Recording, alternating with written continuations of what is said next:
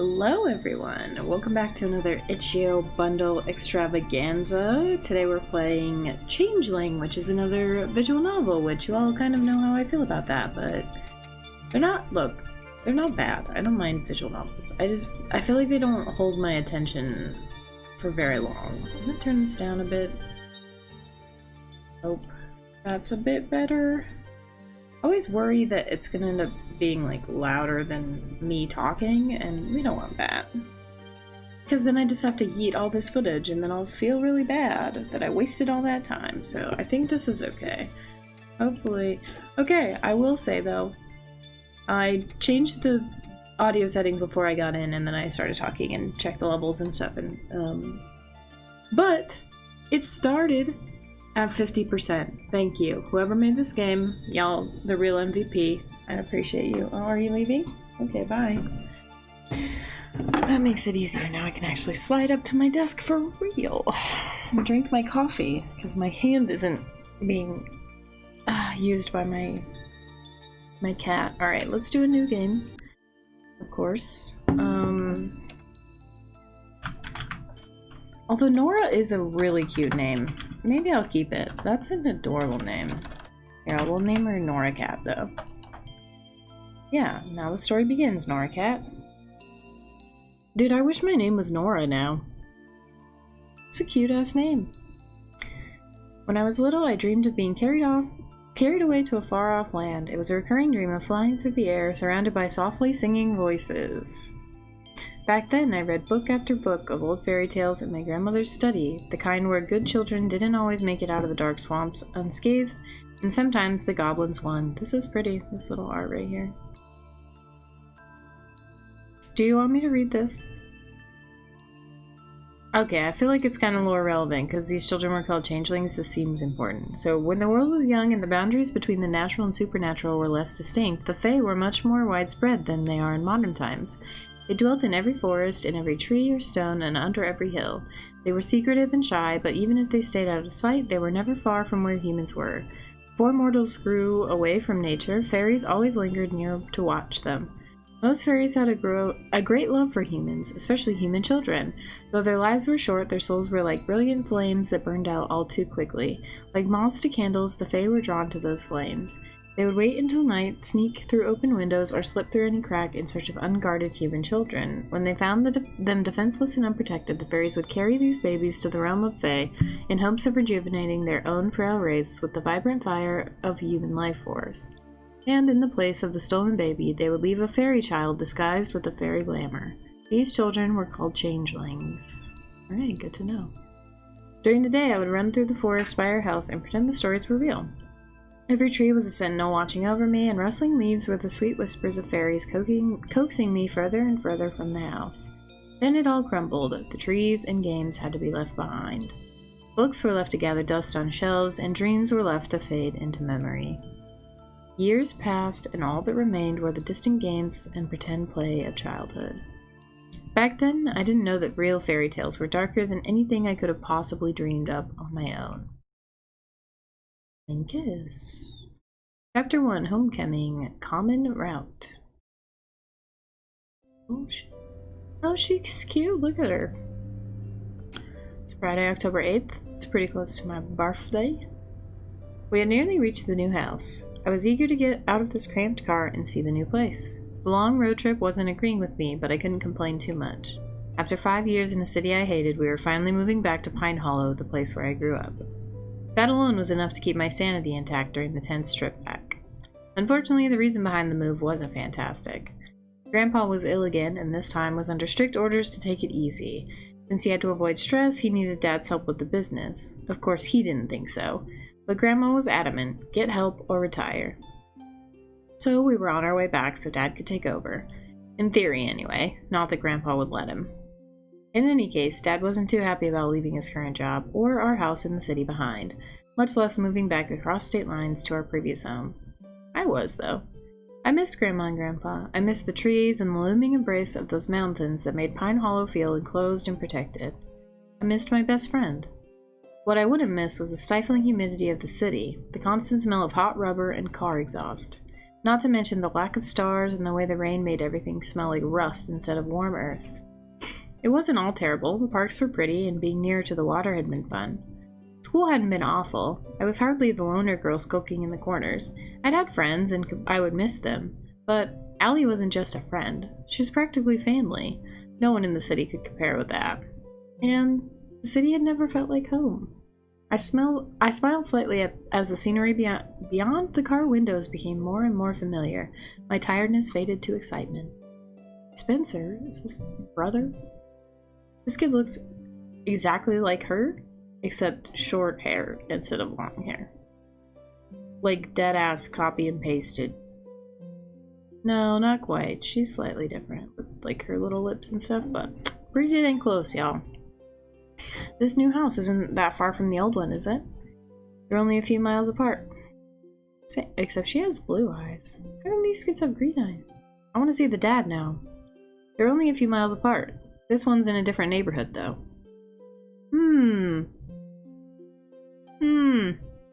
Interesting. I don't know why I say that. I don't remember enough about genetics about how you get green eyes, so maybe it really is just... I don't think if you have a brown-eyed person and a blue-eyed person, it makes green-eyed kids. Like, I think it's possible that they have the genes for it, but this seems highly unlikely. Anyway. Yeah, because I bet it's a recessive gene. And if she has blue eyes, that's also a recessive gene.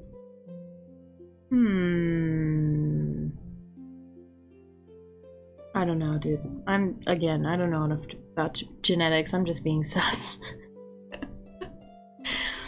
Lots of trees, very wooded. I think you two will really like it after we get settled in. Dad said that, but from the look on Spencer's face, I didn't think it was true. Not from him, anyway. Dad pointed to a small forested mountain a few miles ahead. The neighborhood is nestled right at the foot there and winds up the slope. It feels rural, but it's within walking distance of the town square. I was glad that it didn't look like much development had happened in the years we'd been gone. In fact, it didn't look like much had changed at all. Hang on. I still have... My cat was sitting in my lap. I still have cat fur all over me. Oof. Making my nose itch? Okay. I think I got it. Ugh. Okay. So much forest. I almost forgot what it was like. Looks easy to get lost in. Oh, that was him. I gotta slow down, pay attention to who's talking.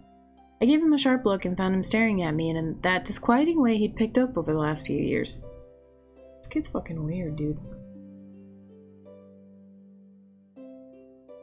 He was already trying to start a fight about that. I quickly looked away, unwilling to give him the satisfaction.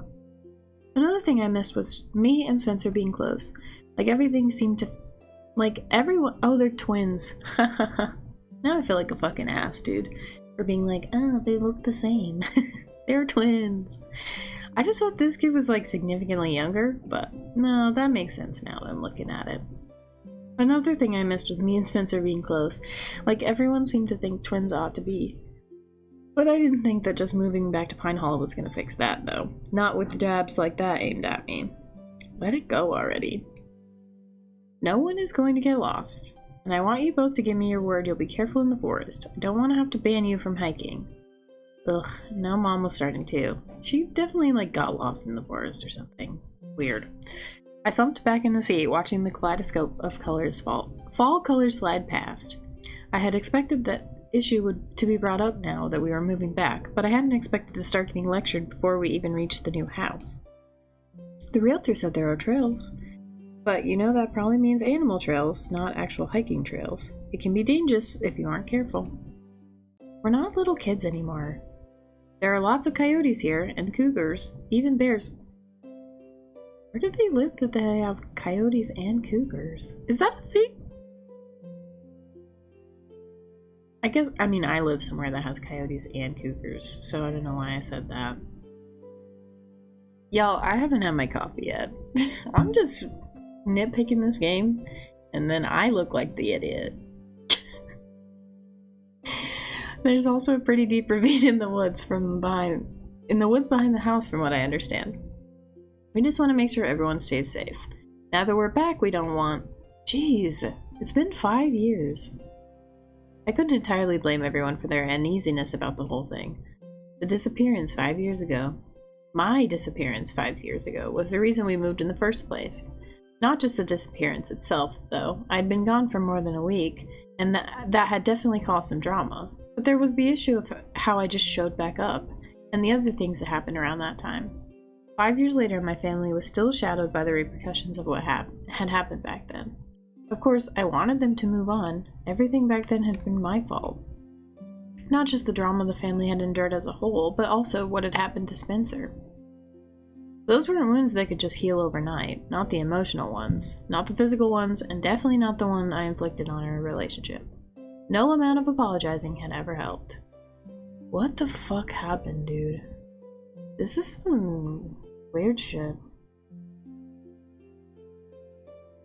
Dad turned onto a quiet street that wound its way up into the trees. A few rooftops poked through the foliage.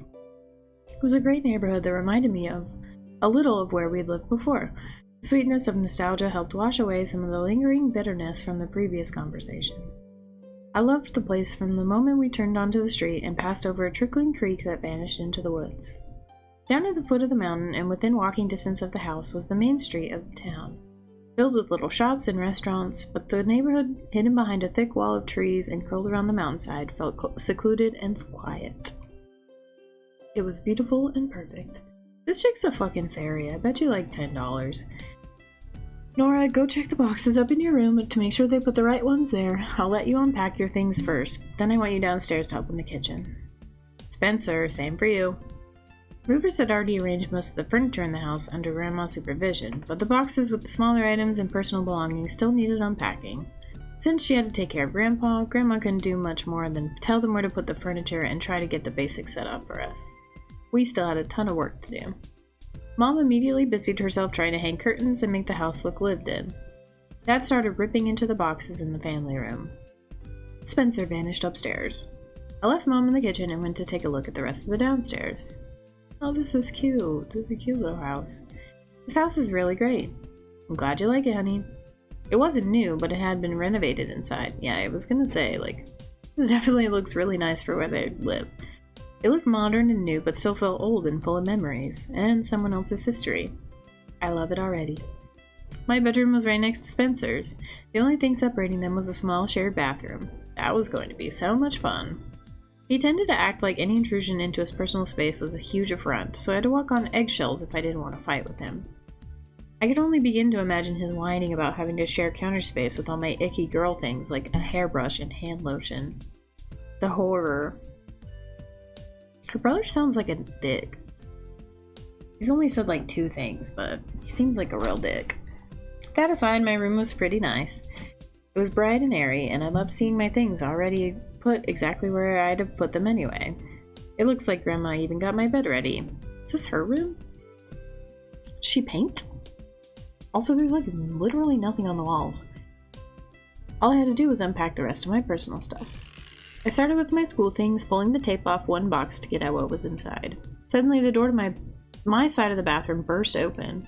Spencer stalked in, dropping a dusty box on my clean bedspread. Could have at least knocked. They gave me one of yours. Don't pick a fight, just stay calm. I moved the box to the floor without saying anything. Spencer started to leave. Hang on, let me make sure I don't have any of yours. Hopefully he didn't make a habit of bursting in. Being my twin brother didn't mean he got to invade my privacy whenever he wanted.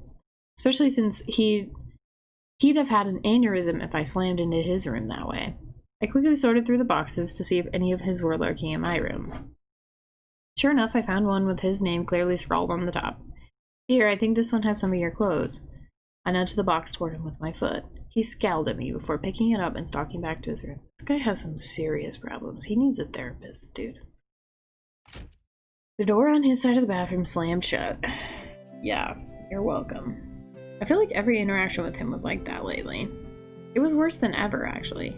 But then, he wasn't likely to forget the negative memories of Pine Hollow soon, and I was pretty sure he was just annoyed by the fact that I was happy to be back, which meant taking it out on me, of course. He never loved this place the way I had anyway, so he wasn't really inclined to overlook the bad memories in the first place. I sighed and continued pulling things out of boxes. Patience, patience. It was just hard to have all this stuff start up again. I mean, even if I accepted responsibility for what happened back then, I don't think it meant I also had to sentence myself to guilt and misery forever. Not for something that happened when I was 12, something I couldn't even remember. I left my boxes on the floor and went to peer out the window. Yeah, dude, she's a fucking fairy, I could feel it. I pressed my head against the glass, watching the trees sway slightly in the fall breeze. It was probably stupid to say I felt more complete in this town. At a glance, it looked like dozens of others you could find scattered through the area. It was beautiful and sunny sometimes, and others it was really eerie. There were days when the clouds hung low over the mountains, the fog was super thick through the trees, and you could almost imagine it was haunted. Who says that? The truth was that it felt like I'd lost something in this place 5 years ago. Yeah, you. Your whole self. You have been replaced. You are now a changeling. It's almost like the name of the game. Maybe I was only happy to be here because I felt that now I had the chance to get it back. I left the window and went back to unpacking before Mom started yelling at me to come join the battle of unbubble wrapping the kitchenware. In any case, I was being annoyingly sentimental. Pine Hollow was special to me, maybe, but it wasn't special in general. It was one of those little towns with more urban legends than any reasonable person could count, hundreds of stories about creepy happenings in the woods, and for every one of them, no matter how unlikely, there were dozens of people willing to believe it. That's probably why people were so quick to leap on the oddities of my disappearances. They weren't really even that odd, at least I didn't think so. The rational public wrote them off as strange but explainable. I got lost, then got unlost. Big deal. Though, to be fair, the first time it happened, I was 9, and when I got unlost, I was also unhurt, even after 10 days of being in the woods alone. It was definitely lucky I got home safely. It wasn't supernatural, not like some people apparently insisted. It was just the amnesia that caught people off guard, I think. I couldn't remember a thing that happened while I was missing. I still couldn't. But psychogenic amnesia was a thing. What kid would want to remember being terrified in the woods for a week and a half? Not me, clearly. I started filling my closet with clothes and carefully lined up my shoes and boots. You got called to go help your mom. What the fuck? Why are you doing this? I should totally get a new pair to celebrate being home. Keep fidgeting with my coffee. I left the closet and began arranging my study things on the desk. Literally, she called you like a minute ago. Alright, whatever. We'd be starting back to school on Monday after an inevitably busy weekend. Okay. Have y'all ever noticed how, like, in stories where people move, like, their family moves from somewhere to somewhere else, it's literally, like, days before school starts? Why do they do that? That seems so stressful. Why wouldn't you give yourself more time than that? Is that weird? Am I weird for thinking that's weird? I don't know. Let me know in the comments what you think about that. That's so fucking weird. Anyway, we'd be starting back to school on Monday after an inevitably busy weekend. The same private school we'd gone to before we left. This tiny fucking town has a private school? What sort of rich-ass Appalachian city is this? That was the only thing I had mixed feelings about. There had just been such a fuss about my last disappearance, the one when I was 12. That one had been the real catalyst for everything. That had been when everything just broke. It's time for the backstory, y'all. You excited? Strap in. I need some more coffee before I get into this. How long have we been playing? Alright, we're still going. I'd been missing for nearly 2 full weeks. The newspapers were running dramatic and hopeless stories. There was speculation about whether I was a runaway or if it was a ploy for attention. After all, it had happened to me before. There were search parties out every day looking for any sign of me. My parents were heartbroken. Again. Spencer was out with the search party one evening and got separated from them. They heard his scream and feared the worst. But he ran out of the woods a short time later in hysterics, clutching at one of his eyes. Then I walked out after him in a daze, but unharmed. They never found anything wrong with his eye. He lost the vision in it, but no one knew the reason. He was saying a lot of crazy things at the time. No one knew if he'd hit his head or maybe gotten attacked by a stray cougar. No wonder he's fucking pissed. He can't see out of one of his eyes and it's probably her own fault. And again, I didn't remember a thing. There was a lot of public interest in the incident due to the fact that it was the second one involving our family, and me specifically. People loved mysteries, and I had given them one. If I wasn't making it up, and I wasn't, then what sort of trauma could have given me amnesia twice? You went to the fairy realm. This game? A story? Read it like a book. A joke. I'll just talk to myself to make this more interesting, I think. No one could do anything but speculate endlessly. My family tried to get on with life, but it hadn't been easy, more like impossible. There had just been too much stupid speculation and skepticism. At school, there were rumors that we'd both done the whole thing for attention, and Spencer's injury was fake, that he had a psychotic episode and tried to kill me. It was a mess. And so we just left. Ugh, why am I even thinking about this again? I shook off all those old negative thoughts. It was years ago. People had forgotten. Everything was going to be fine. I stacked the empty boxes off to the side. On the opposite side of the room, I set up my painting things. The cabinet for my art supplies was nearby, and I quickly stacked everything inside. Oh, that's what this is over here. The sunny room was going to be perfect for painting. It even faced north. I loved that they remembered that when they picked this room for me. Nora, are you finished yet? I'm nearly done. Give me a few more minutes. I turned my attention to the small library of old books. I had all the classics, all used and worn and beautiful. And of course there was lots of Shakespeare. Of fucking course there is. It only took a few minutes to get the books on the shelves. I'd try to organize them properly tomorrow. Once I was finished unpacking, I gave my room a satisfied once-over before heading downstairs to help my mom unpack the kitchen. Finally, Nora. Jesus, you took your sweet-ass time reminiscing over the past and whatnot.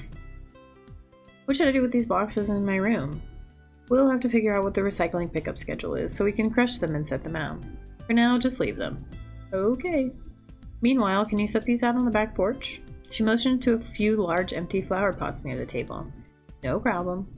When you're back, I have a few things for you to take to the basement. Yay. Come on, hurry it up.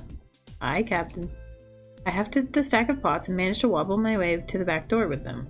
Navigating the door handle was a bit interesting, but I managed to get outside without breaking anything. I set them down near one of the brick columns and looked across the overgrown backyard. This is so fucking cute, dude. Look at this little... I want to live in this house that they have. Someone find me this house so I can live in it. Something interesting caught my eye, and I hopped off the porch to go investigate. At the back, in the hollowed-out area near the fence, was a large ring of white mushrooms with round caps. Oh god, they got a fairy ring, dude. Fairy shit. Yeah, a fairy ring. See, I was right. Smiled as I crouched down and poked one of them. Well, don't do that, you fucking psychopath. We had one at our last house, too. Yeah, no shit, that's because you're haunted by fairies. Dad had tried everything to get rid of it, but it was very persistent. No matter what he treated it with, it always came back. He would be happy about it, but for some reason, he wouldn't be happy about it, but for some reason, I liked having it there. Yeah, because you're fucking... I smiled slightly, remembering playing with Spencer in our previous backyard. We'd play tag, and whoever made it inside the circle first would be safe. Or we'd lay inside it and pretend we could see the fairies dancing on the mushroom tops, or playing in the tree dances. You're not supposed to fuck with the fairy circles. I hope you all know that. Look, I'm not superstitious or anything, but don't fuck with fairy circles. Just don't. I took a long, deep breath. I'm so glad to be back. What are you doing out here? I sighed and stood, carefully brushing off my jeans. Why does he always have to sound so angry? Mom has more work for you to do, you know. Oh, more work for you to do. You know, if you have time between daydreaming and commuting with nature, is it possible for you to speak to me like I'm a human being? It would be if I was sure you were a human being. I hated the way he always said things like that with a completely straight face. Yeah, bitch, because he probably saw you get fucking yeeted by the fairies. Haha, very amusing. I assure you that sisters are indeed human. Brothers, however, I'm not sure about. Hey, this kid fucking lost an eyeball for you, so how about you chill the fuck out, Nora? Normally, one would assume he hadn't meant it literally, but I can never tell with him. Just get back inside. As he turned away, he snapped a foot out, kicking over a few of the mushrooms. Uh-oh. Just chill. I always try to ruin things just because I liked them. Oh, I wanted to get angry, but then we'd just fight, and I didn't want to fight with him anymore. It took all my self-control to swallow down the irritation. I stared at the broken fairy ring and bit my lower lip. You know, in stories, fairies tend to get pretty ticked off if you mess with their stuff.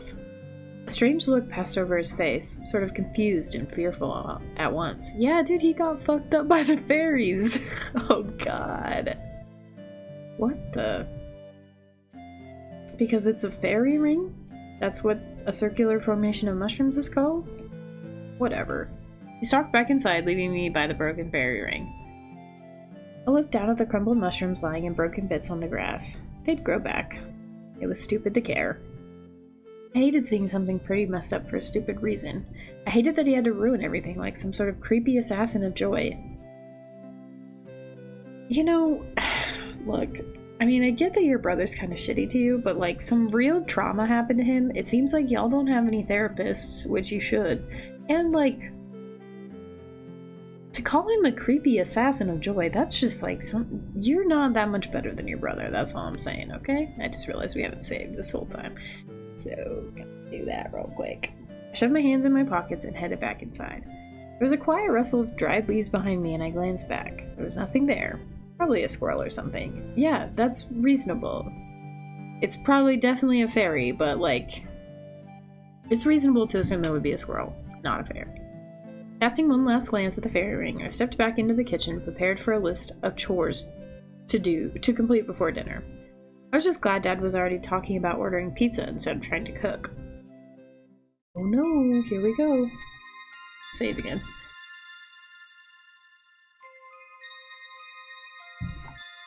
And since I think I've mentioned this multiple times, I'm allergic to my cats, I'm gonna blow my nose real quick because otherwise I'll die.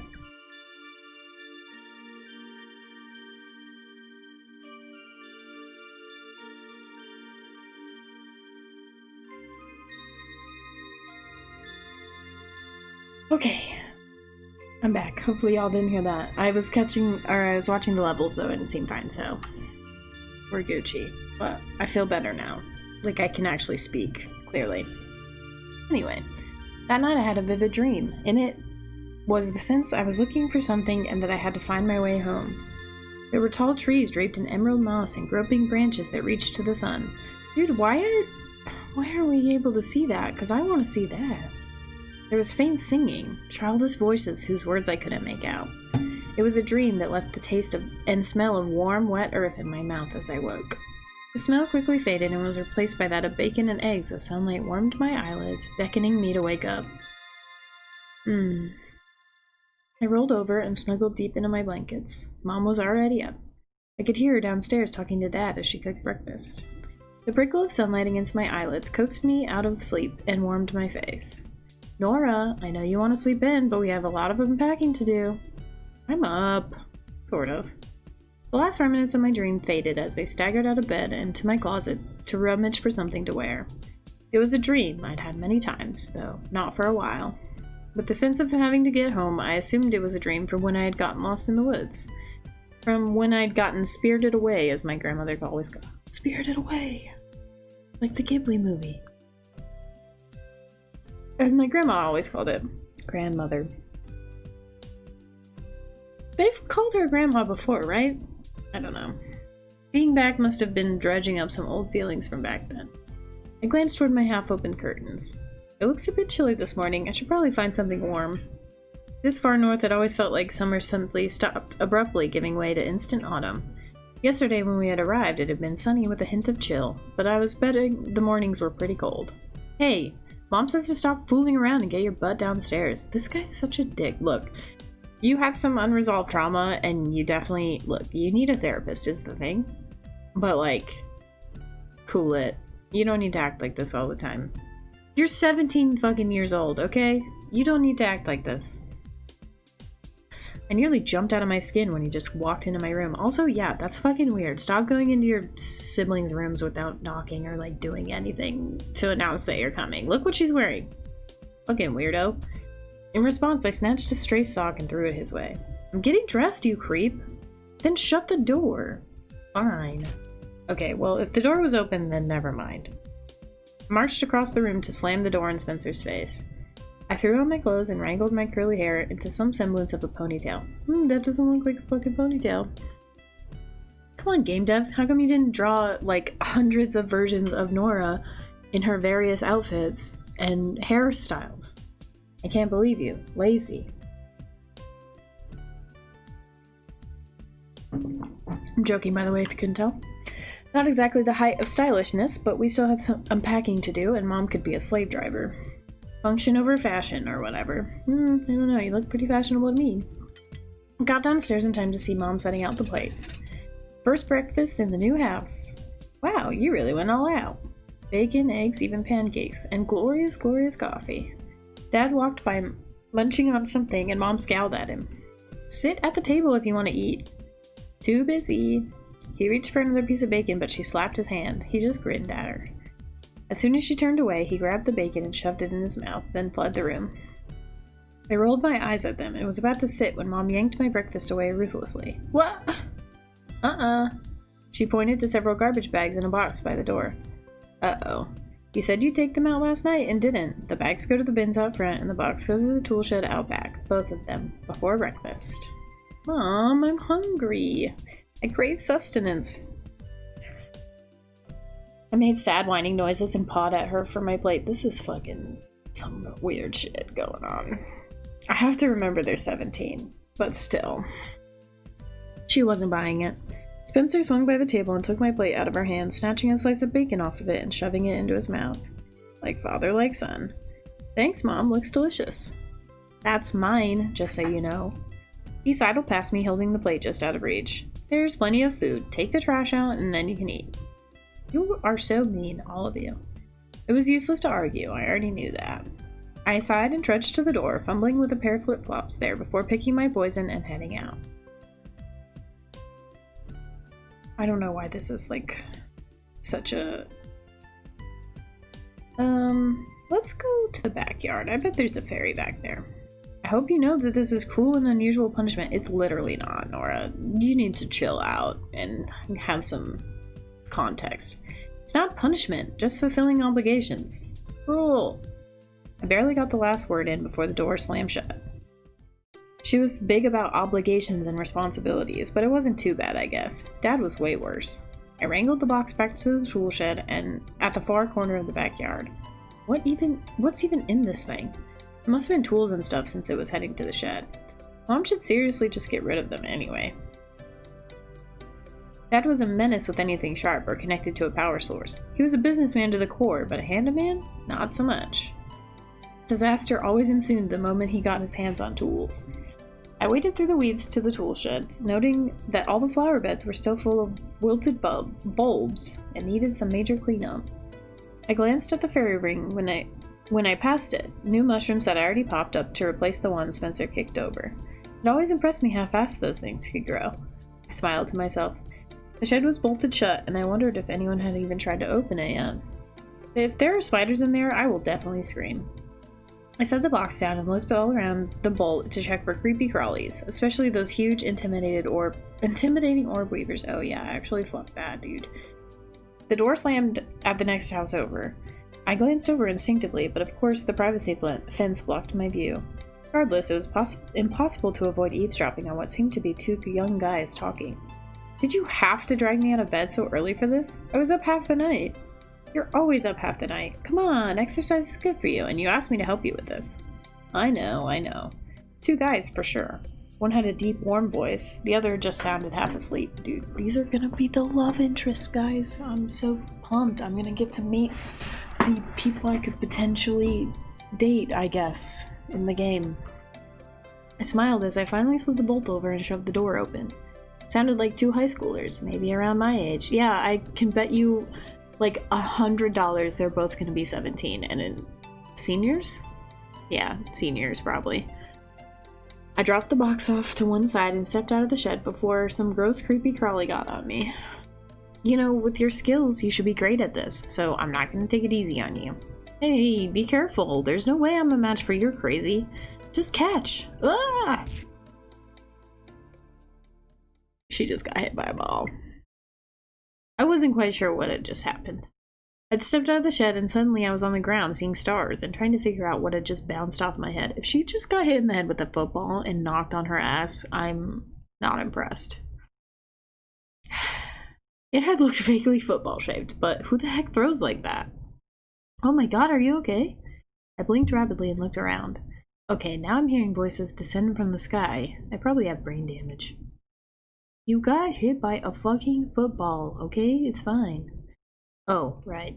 Someone was peering at me over the top of the wooden fence. Don't move, okay? I'm coming over. Lots of rustling and suspicious movements later, and a huge dark-haired guy swung over a tree branch and into my yard. Wow. Maybe it was just the blurred vision, but he was quite good-looking. I don't know.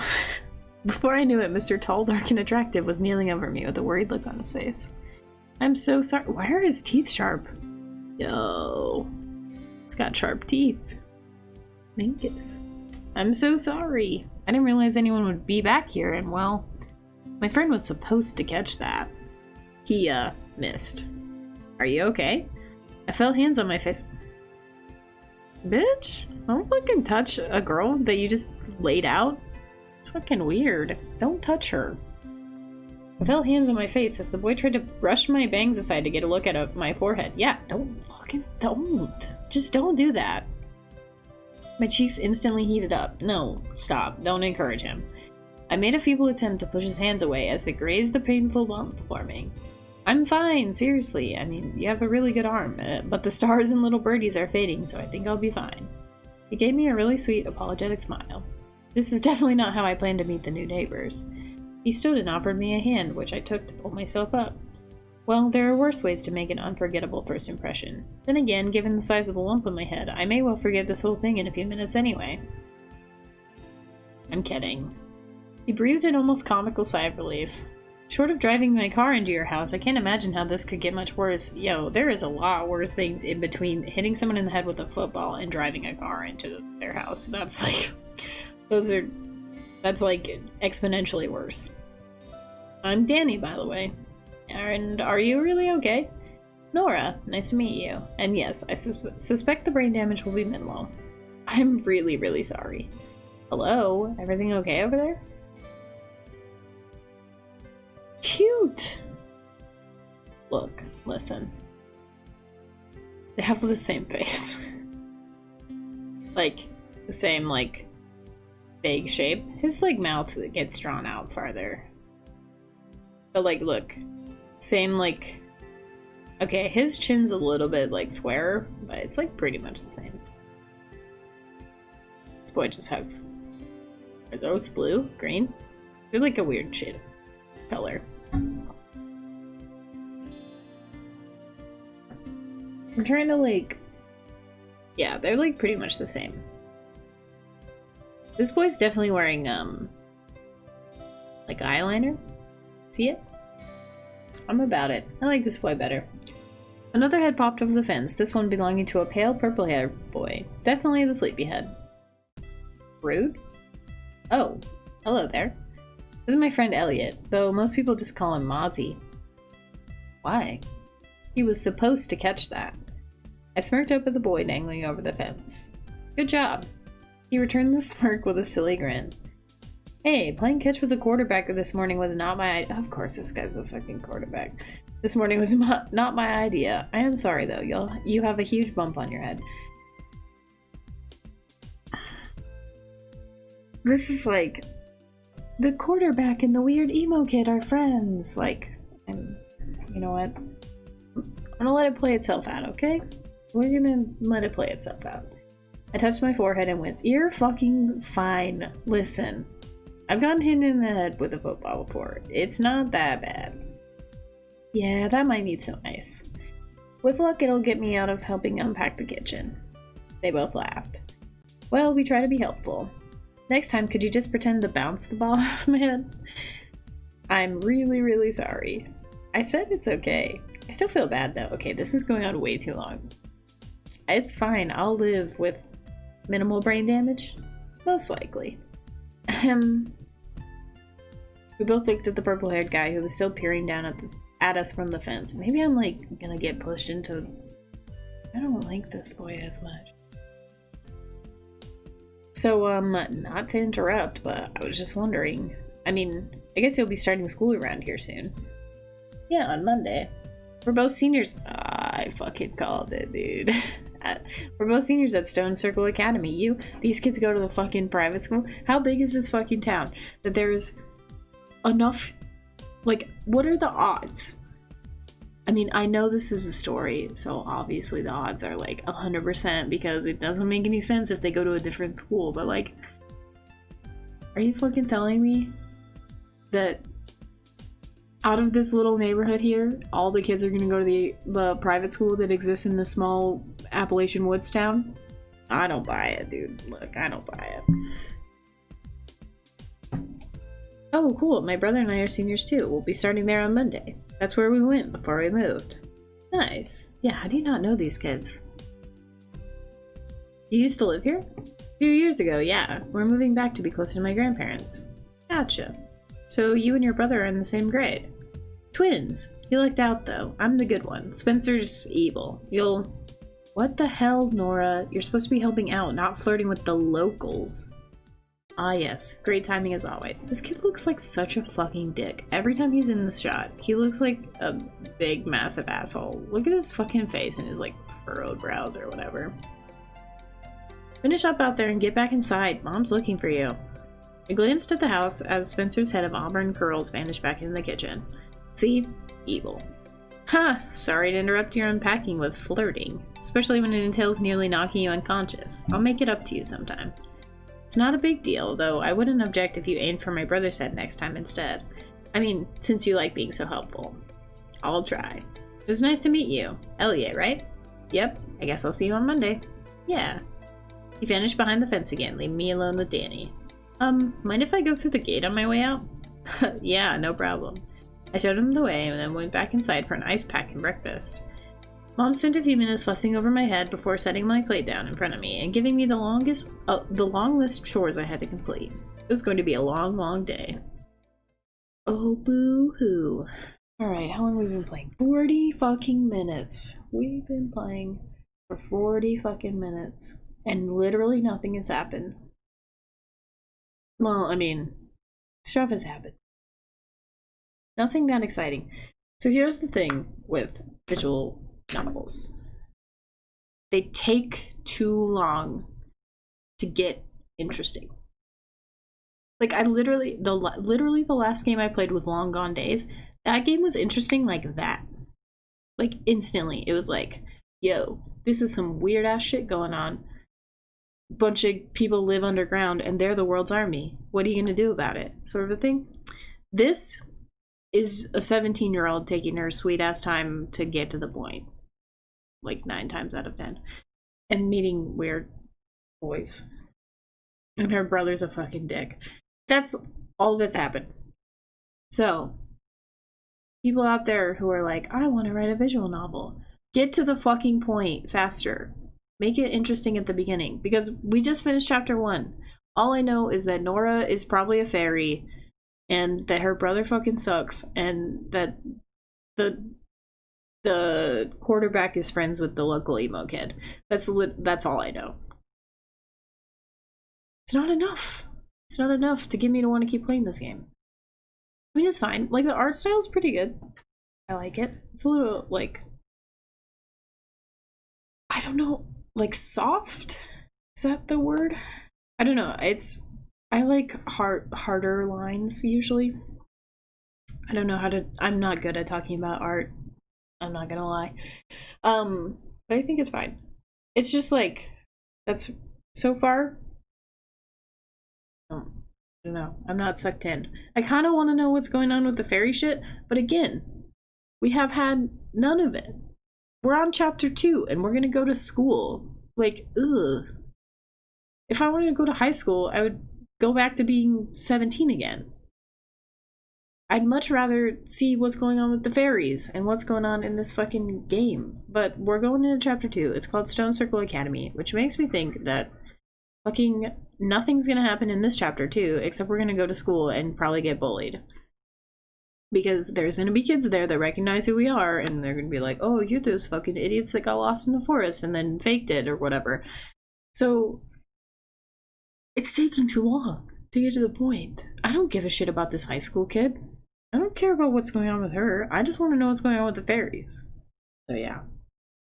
Those of you who are gonna write Visual novels. Get to the point.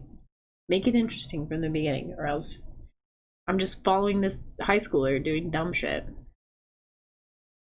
Like getting hit in the head with a ball.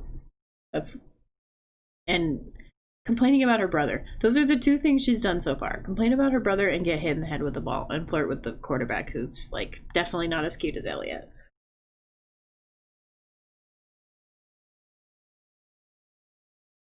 So yeah. Gameplay. It's a visual novel. There is no gameplay. You just click on buttons. Read the story. Look, I was talking with my fiance about this yesterday, about whether or not visual novels are actually games, because I feel... Hang on, my nose is running again. I'm dying, guys. My allergies, they're just killing me.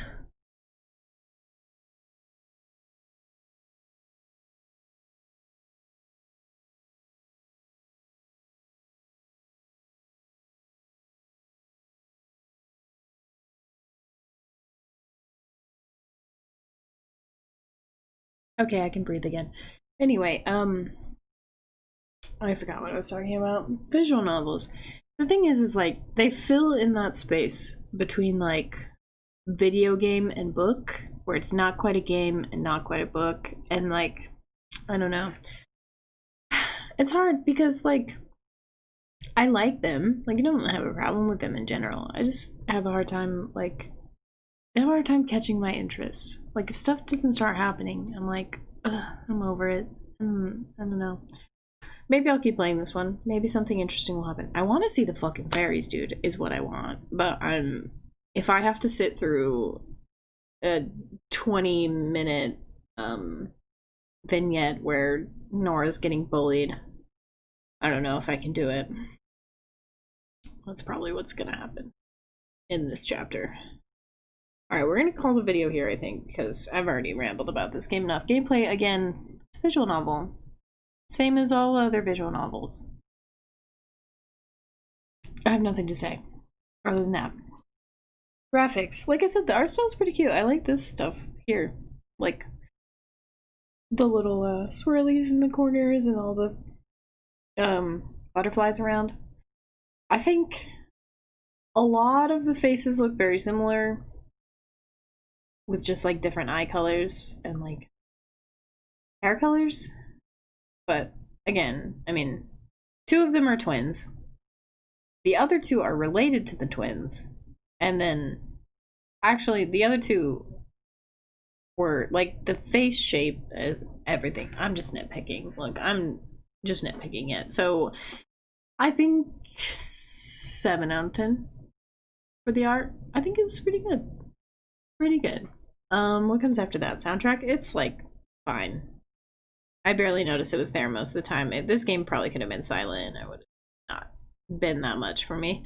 Like, I wouldn't have really noticed.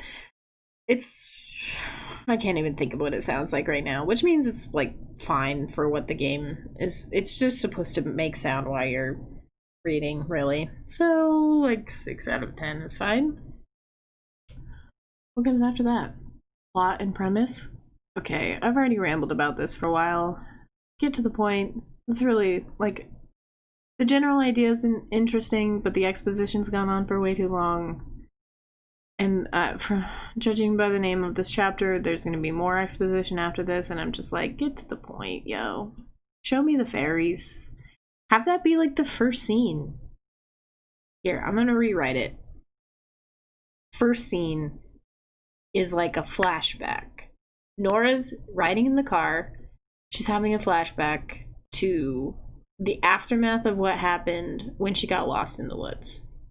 And you show, like, her being scared in the woods and her brother clutching his eye and, like, cop lights and all of that shit. Like, you do all of that, and then she wakes up in the car, and then you have that whole discussion about why they're moving and all of that shit, and then you go into, like, that way it's not, like, interspersed throughout the exposition. It's like, boom, there you go, shit happened, and now we're moving back to the place where shit happened.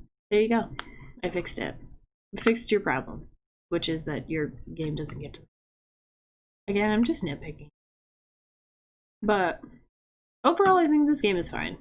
I didn't give plot and premise a number. So far it's like a 6 out of 10.